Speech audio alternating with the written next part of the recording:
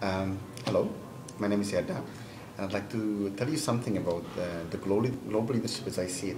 I feel we live in very interesting times today, and probably all the generations of humanity have been thinking that they are living in interesting times. But I think for us, it's particularly interesting, and few reasons. There are a few reasons for that, but one of them is that maybe for the first time in history, we are having access to technology mainly to really a global awareness of what is happening around us. This is not for everyone, but many of us have access to what is happening all around the world. And I think it poses some fundamental questions about our future as humankind on this planet.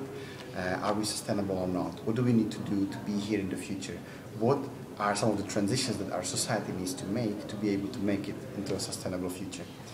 And I feel that these times of critical questioning of our entire evolution, where we get to so far, and kind of looking what we want to preserve and what we want to let go so we can sustainably live into the future, and what we want to create for our future, I think it's a crucial task for today's leaders.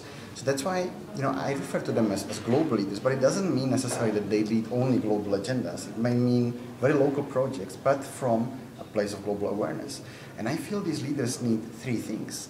They need to have the right awareness. So that's kind of working with the mind.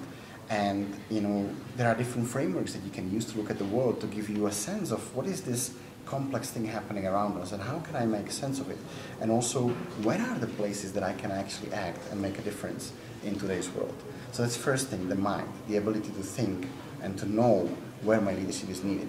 The second thing is the heart. And that is the ability to feel both my inner inspiration but also compassion towards other people, towards the planet, towards what we created so far. And that's kind of coming out of the heart and is helping the global leaders that whatever they create is not disconnected from all the different people and stakeholders and kind of environment, everything involved.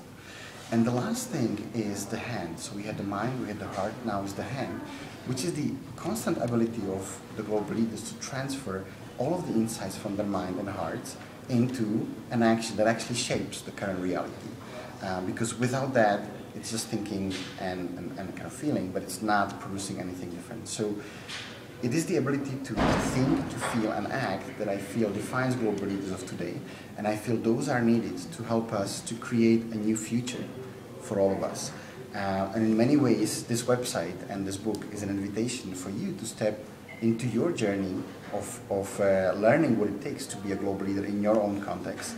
And what are the practices to sustain you on that?